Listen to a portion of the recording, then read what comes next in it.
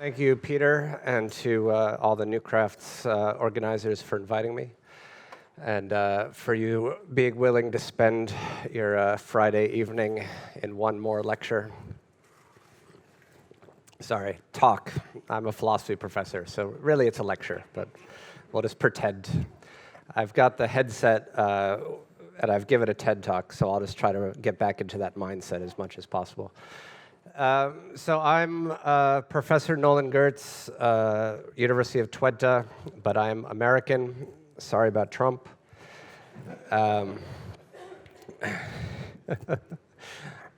If you haven't seen my book, here's the only part anyone ever likes is the table of contents and the cover. So I've tried to give you a taste of my marketing skills. I actually had to fight with the publisher to get this cover. It's very strange. Anyway, so I'm basically going to give a summary of the book for the talk, and the book is available upstairs. So if you don't understand me, just go buy the book. If you do understand me, you can also buy the book. Either way, it's fine. So let's start with a fun, easy question. Why do we use technology? I think everyone here in this room has probably thought about this question at some point, hopefully, so I'll just try to answer it for you. I always like to look at advertising from tech companies because I find this fascinating, how companies actually market their own technologies.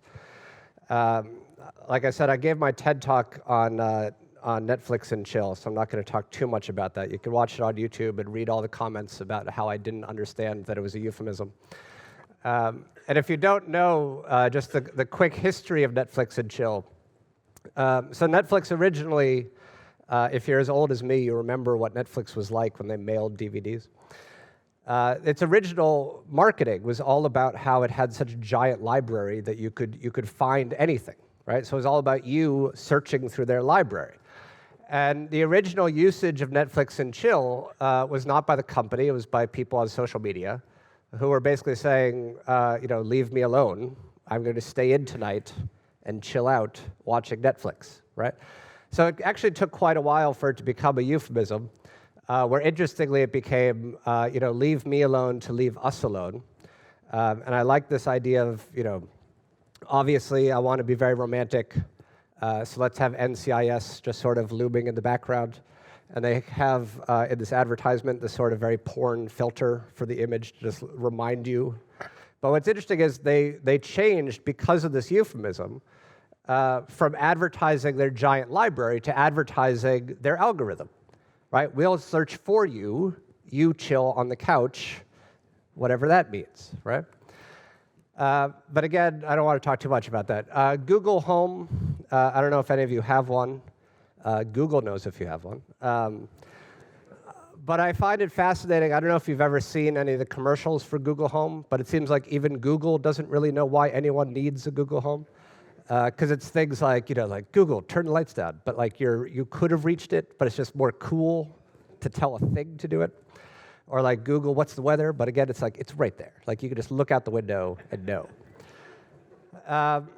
The Amazon drones, I believe just this past month in the state of Virginia, the United States, Google got its first certification as an airline.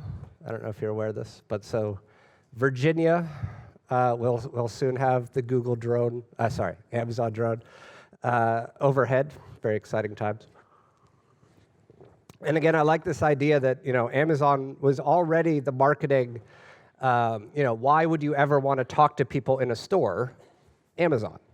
And then there was like the one last person to deal with, which was the mail carrier, right? If I could just get rid of that one human connection, right? And they're like, drone, and you're like, finally. But what I find most exciting is this, the bottom left here, which if you're a child of the 80s and 90s like myself, maybe you remember these weird Calvin Klein commercials, these black and white commercials where they used to have like just naked teenagers lingering, and you didn't really know if they were selling jeans, perfume, teenagers.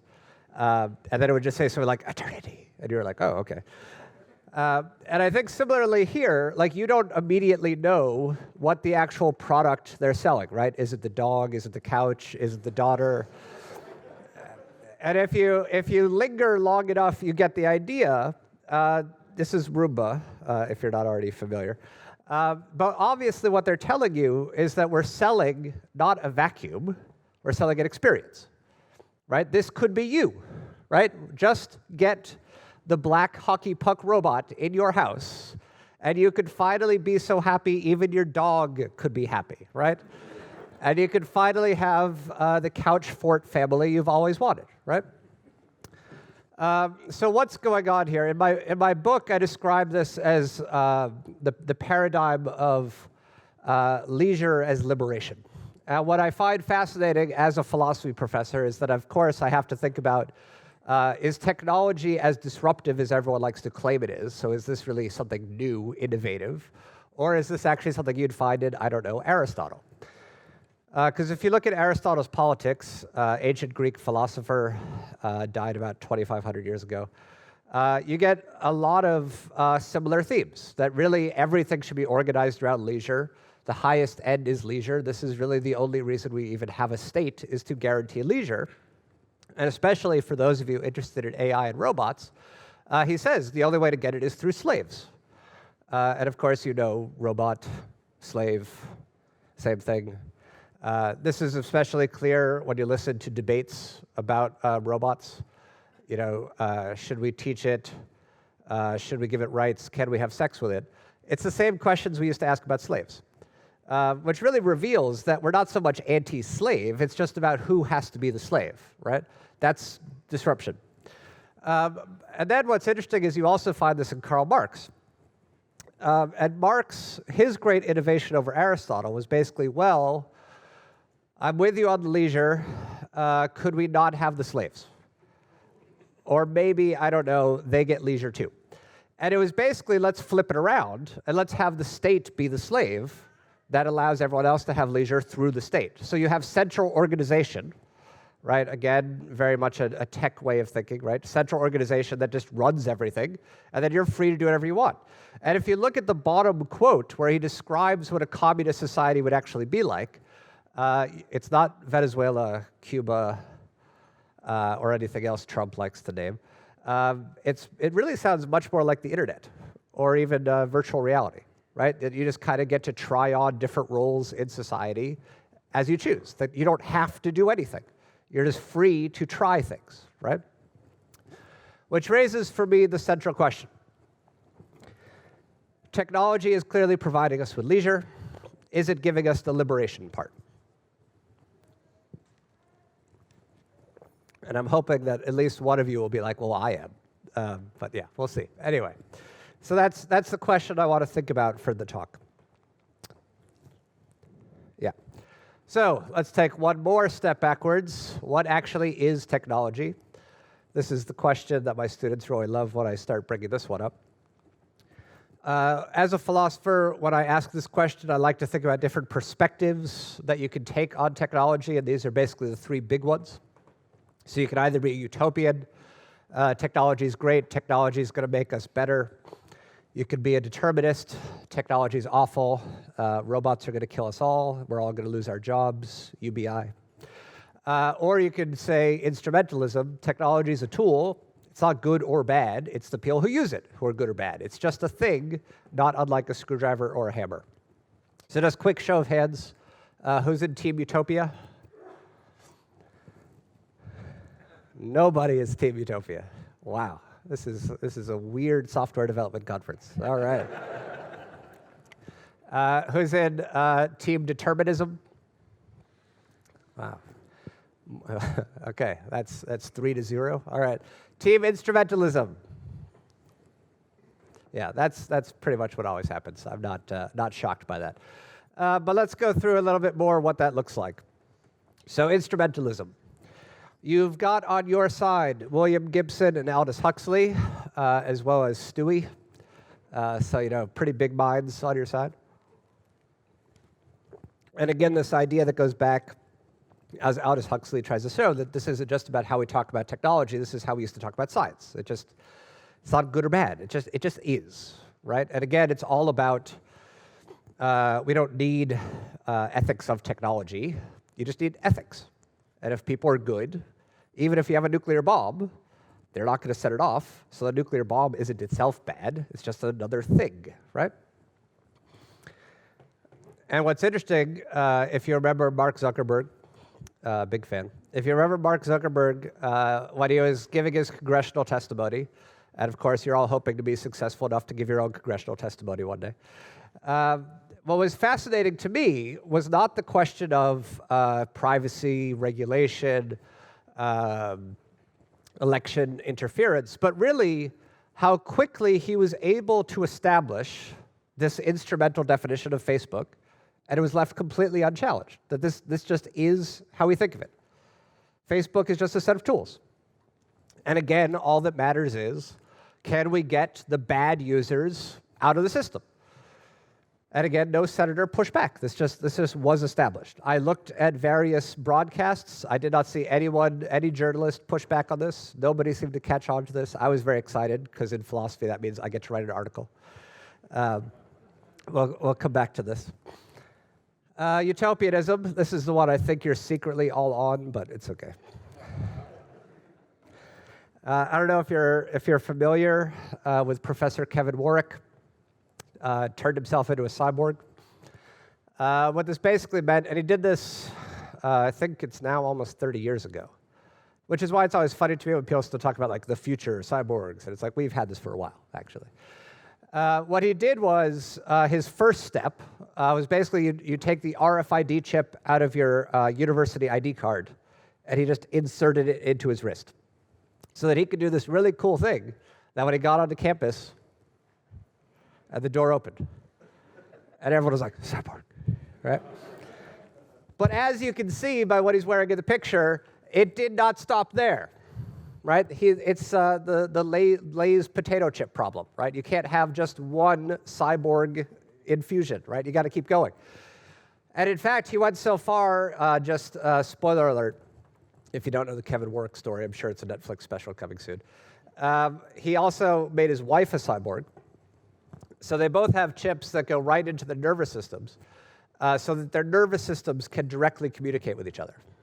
So they've achieved cyborg love. It's a Friday night. You can only hope for such things, right? And what's interesting is he writes an article, I think I've made this as small as possible, in 2003, Cyborg Morals, Cyborg Values, Cyborg Ethics, where he says, really, the new question that we should be thinking about is, shouldn't everyone get to be a cyborg? So that's step one. And then step two, how should the cyborg think of you people? Which he makes very clear would be something like human to ape would be cyborg to human, right? Should every human have the right to be upgraded? That seems like the only answer, right? If you've heard of transhumanism, this is basically the bedrock of transhumanism, right? So he is the mascot, cyborg. Nick Bostrom, the great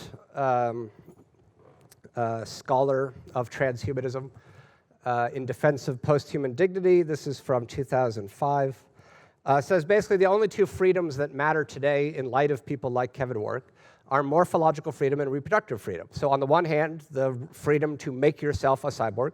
On the other hand, the freedom to make your child, fetus, zygote, embryo, into a future cyborg. And he really thinks that anyone who stands opposed to this is just a bioconservative, and that they just have this fallacious way of thinking that natural equals good. They don't have an argument to back it up, he says. They just take it for granted. Natural is good, so unnatural bad, right? And he wants to say that clearly isn't the case. And to make his point as strongly as possible, he says fun things like this. Had Mother Nature been a real parent, she would have been in jail for child abuse and murder. By the way, if you've never heard of Nick Bostrom, he's not only an Oxford philosopher, so of course he's right, but he's also the head AI ethicist for Google. So the guy standing between you and Google DeepMind is this guy. Yay. We're all doing great. Anyway, just something to keep in the back of your mind. Everyone's favorite, determinism. And I hope you all got the Locutus and Borg reference. My students don't get this reference, and I just have to stop the class immediately and say, like, all right, just add this to your homework. I should just put it on the syllabus. Martin Heidegger, if you've never heard of him, you're lucky. German philosopher, some consider the greatest philosopher of the 20th century, also a Nazi. And when I say also a Nazi, I don't mean like someone that you call a Nazi on Twitter. I mean, he actually had a Nazi camp in his backyard. Like you can't really get more Nazi. Well, you can, but anyway, what's fascinating is the reason he became a Nazi.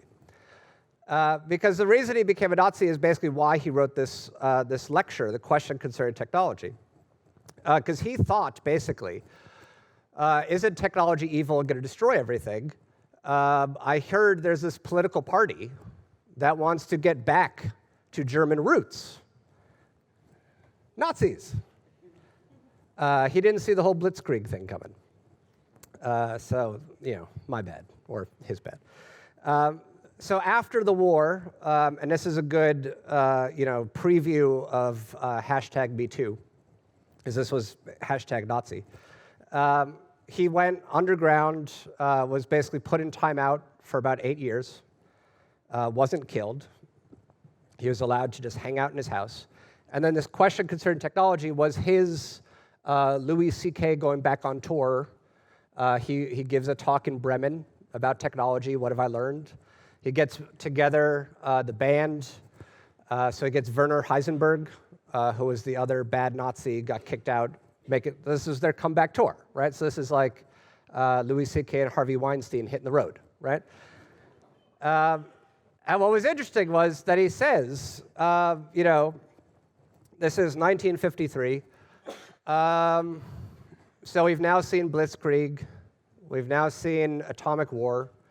Maybe we should really start asking ourselves, like, what are we doing, right? What is technology doing? And he says, as if he saw you guys coming. Obviously, we are chained to technology. We cannot get away from technology. Whether you love it, hate it, or just abstain, you're chained to it. But the worst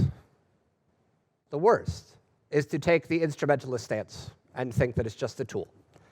Because fascinatingly, again, all of your hands, except for 3 of you, I think, went up for team instrumentalism.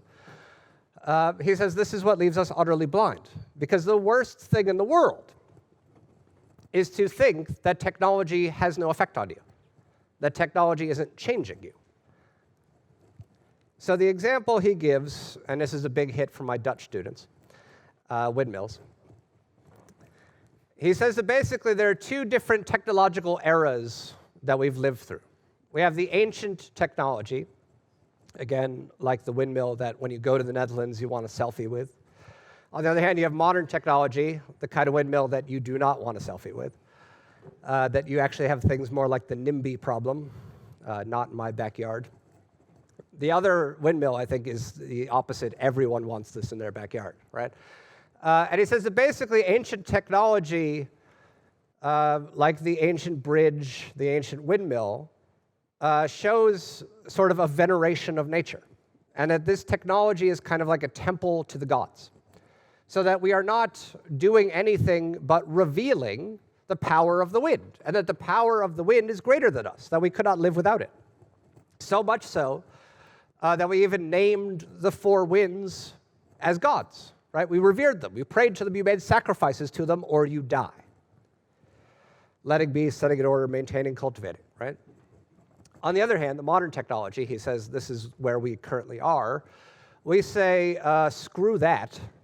I'm not praying to the wind. That's dumb. I make the wind do what I want when I want it. I want power. I will make it.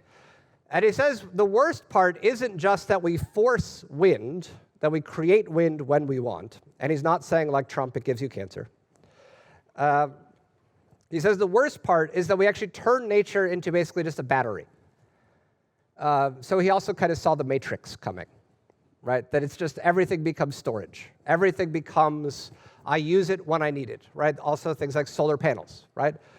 I take it and I have it whenever I need it. He says everything is on call, everything is on demand. So again, he saw on demand coming in 1953, right? And he says the problem here, of course, is that this is then how we start to think of ourselves.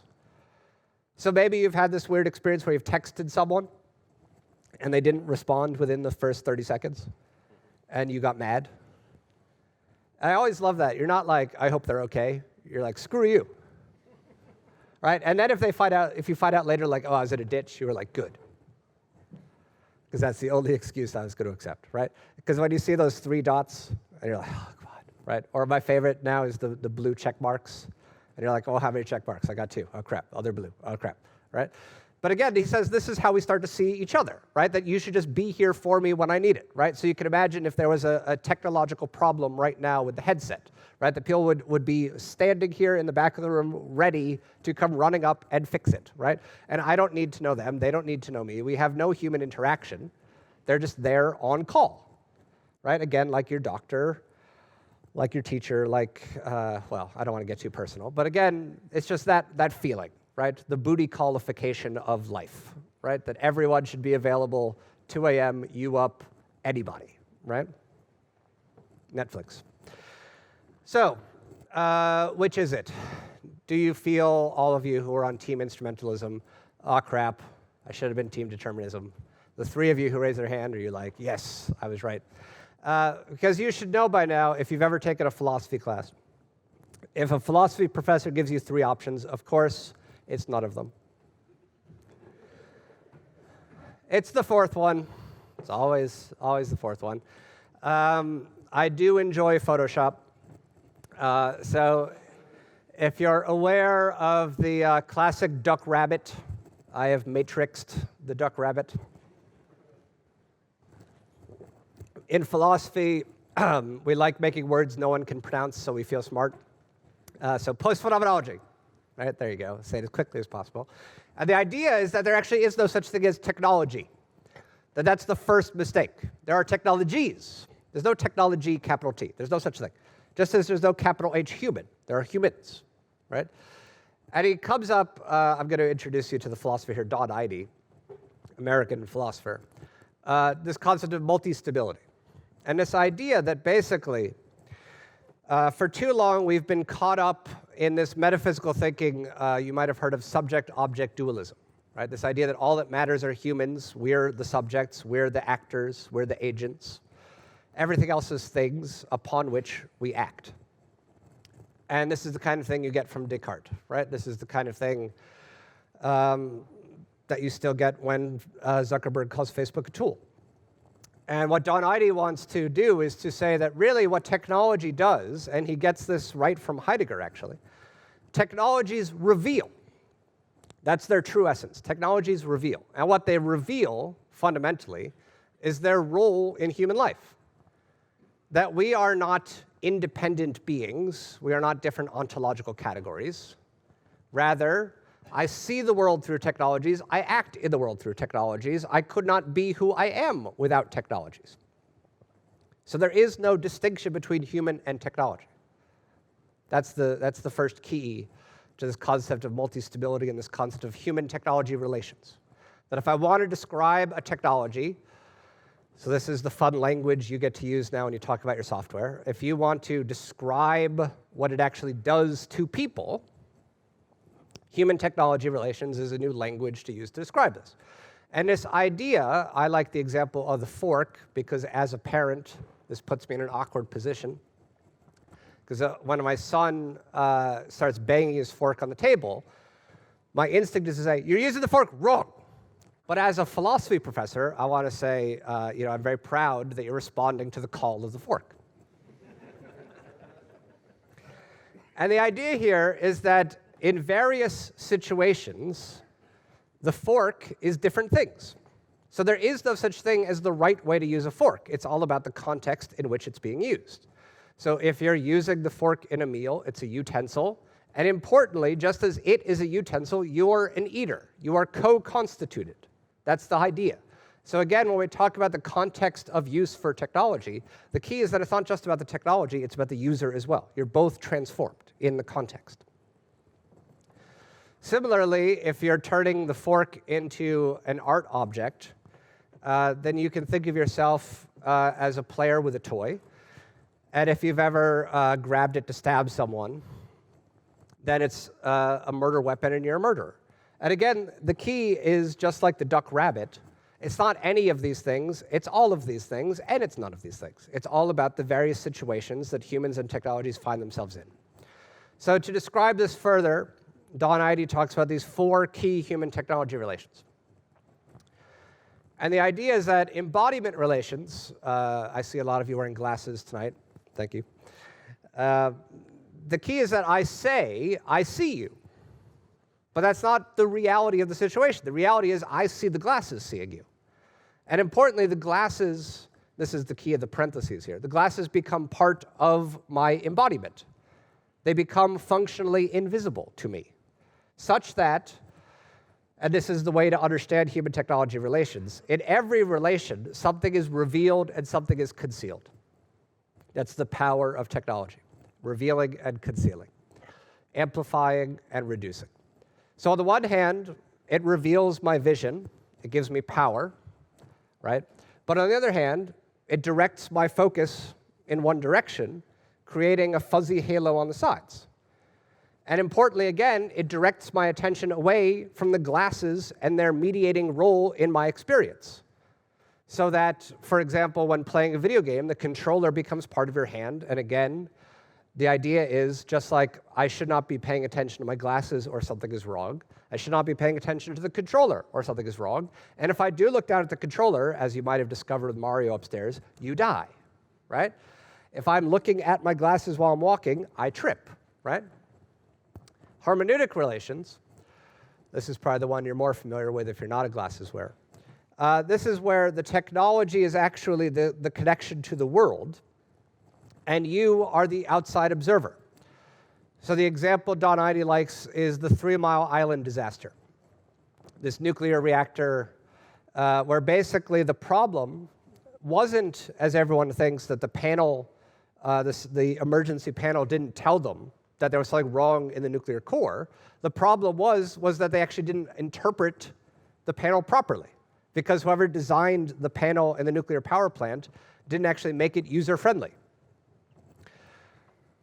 So the idea you can imagine similarly here is that I'm on the outside looking in. I have no connection to the world except through the technology, right? This is like if you get a news alert from Google.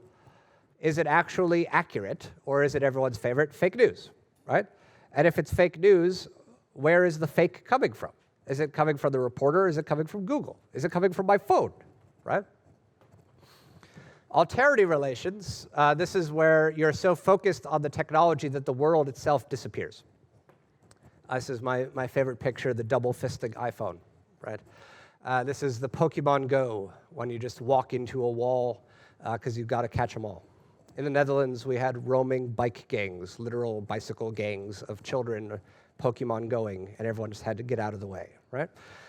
Background relations is the one that we usually least talk about, but is actually the most important because it's the one that actually structures the world. So right now we have lighting, we have air, we have Wi-Fi, we have electricity, and none of these things, without these things, we could not be functioning right now, but because they are functioning right now, you pay no attention to them. So they're just the background of your life, right? There's your 4 relations. So when you describe your technologies, now you have fun ways of showing off at parties, and you can say things like, I design hermeneutic relations. Now, what's interesting is Don Ihde describes the key to what this means is that technologies, importantly, are not neutral. They shape who we are, what we are, but they also reveal our fundamental ambivalence towards both the technologies and the world. We develop the technology because I want change. I want a different situation to be in. But on the other hand, he says, I want the power, the technology, but I don't want the technology. So I want what it gives, right? Like I want the vision my glasses give me. I don't want the glasses, right? Maybe you've experienced this yourself, right? when you want everything that Twitter gives you. You don't want Twitter, right? It's that kind of, I don't know how to feel about it, right? So what's interesting here is that if we look at this, importantly, he says they exist on a continuum, and every technology can be placed somewhere on this continuum, so that technologies are either kind of like me, again, embodiment relations, they function like me, or they're like another, and they function like a robot, an AI, something that fascinates me. And the key in Eidy's estimation here is that every technology has both a promise and a threat. So the embodiment relations, again, give me power, but they can also belittle me. My glasses break, I'm blind. And the longer I wear the glasses, the more blind I become. Hermeneutic relations, I'm able to project myself into situations I never could be in before, but it could also be betraying me. Alterity relations, I'm fascinated, but I can also feel competitive against it. My book, I wanted to think about a new kind of relation that I saw coming, the nihilism relation, where basically I just want the technology to do its thing and leave me out of it. I don't know if you've experienced this yourself, but again, this idea, you can imagine, like I used to work at an internet company in high school. I worked a lot in customer service, and you often got this feeling talking to customers that they just wanted you to deal with it. Right? You go through the protocols. Well, let's look at your TCP, let's go through it all. And they're just like, can you just fix it? Right? Leave me out of it. Just fix it. Right? And it's again that sort of, isn't that how we just see everything today? Right? You have a problem in your daily life, and you're like, why hasn't someone fixed this? Why hasn't someone developed an Uber for this? Right? So what does that do to us? Everyone's favorite philosophical question, what can technologies mean? I don't know if you remember Apple Maps. I'm a big fan of Apple Maps. I love this headline, because this really captures everything I want to talk about. The key word here being hapless. Because I really love this idea. Siri tells you to take a right, and you're like, well, what am I going to do? Siri said, take a right, right? And then you're in the river, and you're like, Siri, right? And this idea that people are like driving through airports, right? Again, this idea, like imagine all the signs, all the fences you had to go through. And you're like, hey, Siri knows, all right? Right? But again, this idea, right? You're not blaming yourself. You're not blaming Steve Jobs. You're not blaming, you blame Siri, right? It's again that like, where are we focusing our attention, right? And this feeling of haplessness that pervades, right? This again, like, well, what was I supposed to do, right? Everyone's favorite example, Cambridge Analytica. Maybe you've heard of them. Very popular in America. As often happens when you get in trouble, you have a tweet apology. And then if you wait around long enough, a thread develops where they take the apology back. So this is tweet 5, where they decide, you know what? I don't think it really was our fault. If anyone got tricked, they're idiots. This is my favorite reverse psychology gaslighting moment, we're the ones who actually trust the user. We know you're not dumb enough to fall for this stuff. So you people blame it us. You're the ones who think users are idiots, not us. We love you. Now here's what I found fascinating. Long after this tweet, if you went to the Cambridge Analytica website, this is what you find. Homepage. What on earth is happening here? Which is it? Is it tweet 5 of 8, or is it your motto? And again, how do we think about this, right? What does it mean to say that, again, data just drives everything? We're at the whim of the data. And this is, of course, what they were selling in the first place, right? Use our tools. Again, it's always a tool. Use our tool, and we can make any monkey dance, right? So what does this mean? As a philosophy professor, I am often hearing from students, we need to hear most cutting-edge philosophical insights. Who's the latest philosopher who's really thinking about this? And for me, of course, that would be the 19th century German philosopher Friedrich Nietzsche. It's hard to find a more cutting-edge philosopher today. And what's interesting is he was thinking about this in 1887 when he writes The Genealogy of Morals. And he basically says, this is almost like page 1. We don't know who we are. And here's, everyone's favorite part of it. We don't want to. So it's not just, I don't know myself. I don't want to, he says. And what's interesting is he gives 2 answers as to what the issue might be. And on the one hand, he gives the Marxist answer, well, we're just too busy. We're busy little bees. So if we just had a little communist revolution, I would finally get to know who I am. Nietzsche never mentions Marx, but I like to think of this as like his little drive-by shooting of Marxism. Because he says basically, that would be great, except I have the answer to why the Marxist revolution never happened. Which again, when you teach Marx like I do, that's the only thing students want to hear, right? And he says, well, here's your answer. We didn't want to revolt. We actually like having a boss. I like being told what to do. My favorite, I like having a boss to complain about. Because again, if I didn't have a boss, I complain about me. Then it's on me. I'm responsible. I don't want to be responsible. I like a boss who's responsible. This is the sufficient earnestness part. I'm just not willing to be honest with myself. So for example, you've probably said to yourself, as soon as I get some free time, I'm going to write that great novel. And then you shockingly discover every time you go on vacation, it just flies by, right? And you're like, wow, time, huh? No, it's you, right? You fill your time. Like you're in Paris, you're like, I got to see everything. And then you're like, oh, I'm so exhausted, I can't even think straight. Of course, that's the point. I don't want to think straight. That's why I went nuts, right? So it's not that we don't have time to do what we want, it's that we don't have the want to do what we have time for. So, we make ourselves busy. Why do we do this? To avoid ourselves. Why do we do this? Haha. Who didn't see that coming? Everyone's favorite word. So what is nihilism? What does it mean, other than just a thing to yell out at Twitter? He says, very interestingly, the issue isn't about whether or not we're living meaningless lives. The issue isn't about whether or not we don't have progress. He says, of course we have progress. Of course we have meaning. It's everywhere. But the problem is, it's not making us happy, and we don't like each other. In fact, the more progress we get, the more we don't like each other. And in fact, he says, the more peace even we get, the more bored we become, and the more we itch for things like Trump. We are weary of man, right? What is nihilism today if not that? My favorite example, of course, maybe you've experienced this, public transportation. You get on a bus or metro, you sit down, you immediately take your bag, set it up like a fortress next to you, right? You all hate Trump, but you build the wall with your backpack. You take out your phone, you put on your earbuds, maybe even your sunglasses, and you basically create a little cocoon.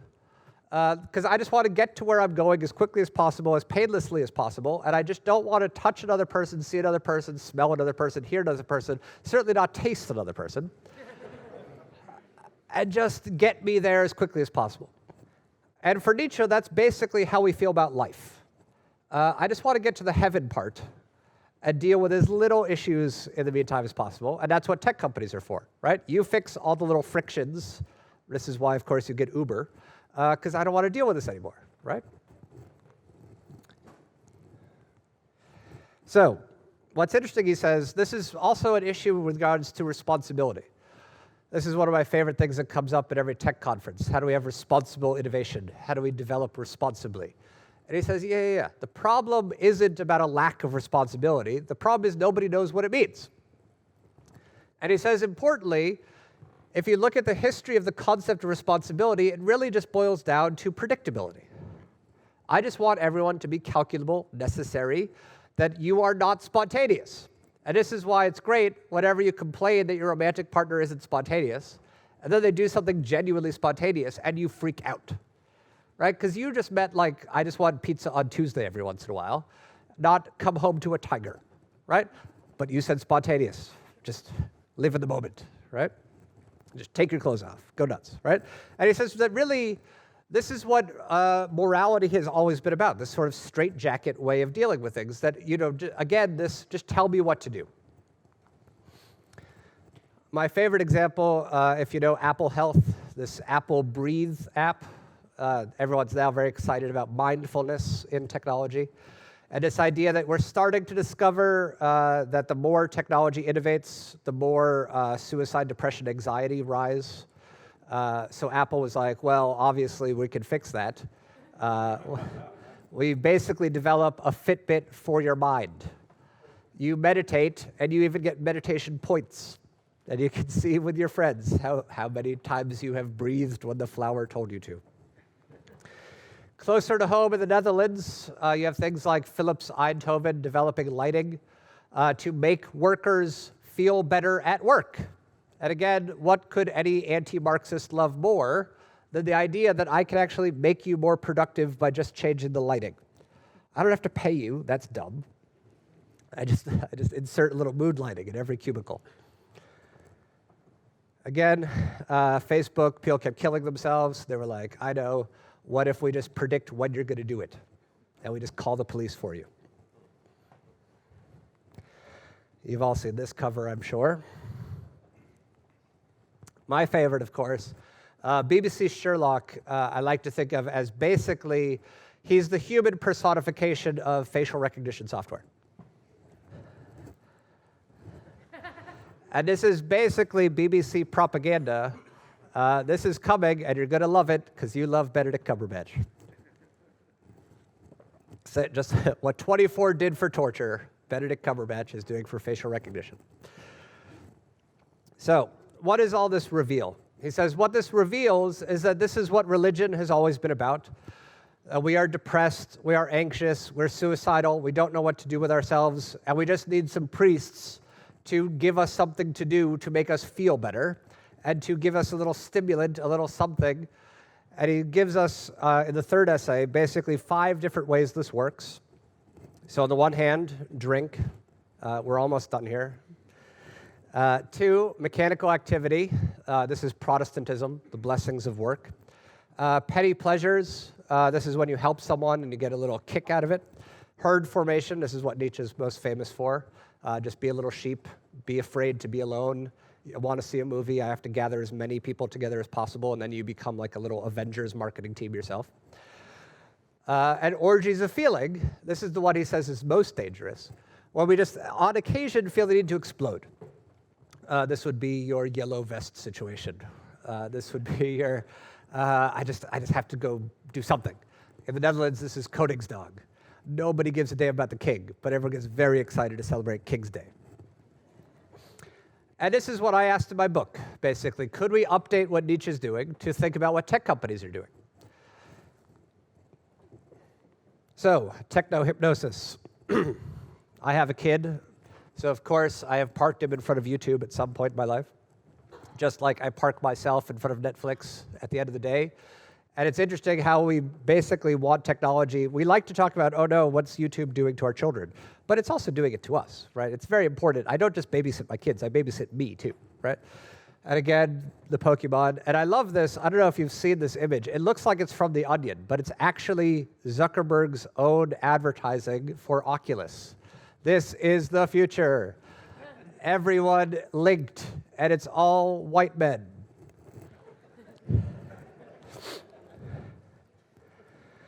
Data-driven activity. Can an algorithm just tell me who to hire, who to love, what to do, and when to do it as quickly as possible? Pleasure economics. Again, you might have wondered, why are the billion-dollar industries, GoFundMe, Kickstarter, Indiegogo, why are people so excited to donate money to strangers online? And yet what they've discovered in market research is that the most popular, the most backed programs, applications on things like Kickstarter are the ones that are put by people who are very thin and attractive.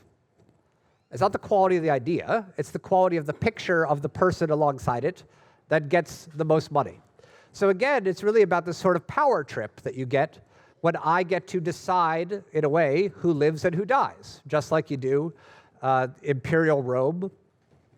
Tinder, same idea. Herd networking. I also liked how Nietzschean Facebook and Twitter already are, right? This idea of like how many followers you have. I mean, what could really be more Nietzschean than this, right?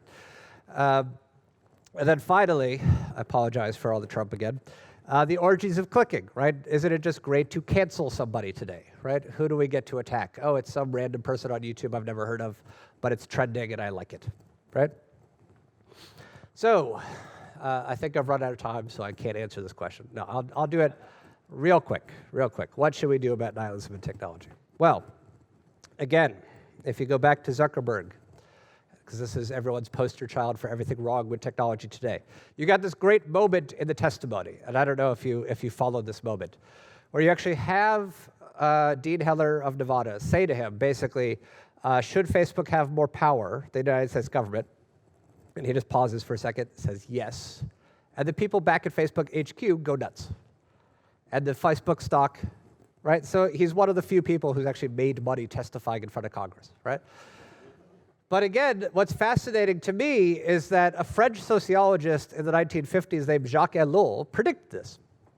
He says, the greatest threat to democracy isn't fascism, it's technology. And he started talking about technocracy in the 1950s. And what he said is that everyone gets technocracy wrong. Technocracy is not the rule of technology. It's the absence of rule thanks to technology, because no tech company wants to have anything to do with governance. But at the same time, what they do is they get all governing structures and make them useless, make them meaningless. So that if you're going to have things like this, we're going to bring in the tech companies and regulate them. Everyone laughs because no one in the Senate, no one in Congress has any idea how Facebook works. And again, Jacques Ellul predicted this 70 years ago. And he says, basically, if you're going to regulate, well, then you need to have tech experts come into Congress to tell you how to do it. But then you have to trust that the tech experts are not going to be biased towards technology and are instead going to be on the side of patriotism and democracy. Which raised this question. And again, what's fascinating here is that this became Facebook. Instead of a political issue, it became a personal one.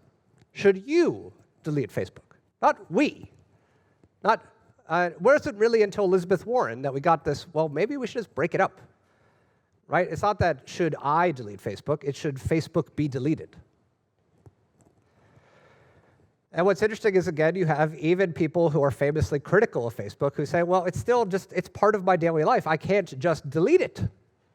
And this is really the danger. It's become so embedded, right? This is, of course, what probably you've had a parent tell you at some point, if you want to not get fired, make yourself so important to the company that they couldn't continue to work without you.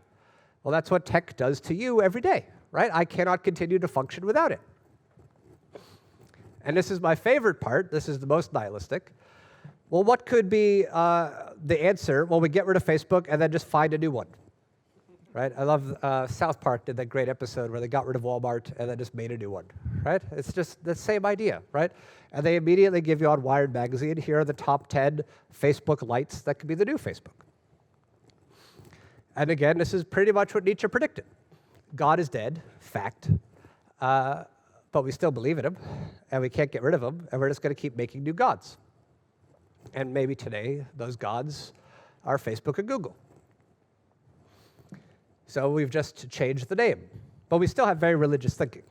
And this is really what we have to think about, that it's not about any specific technology, it's not about any specific user, it's not about any specific context. It's about turning political problems into personal problems and how technology helps us to do that and really destroy ourselves in the process. Thank you.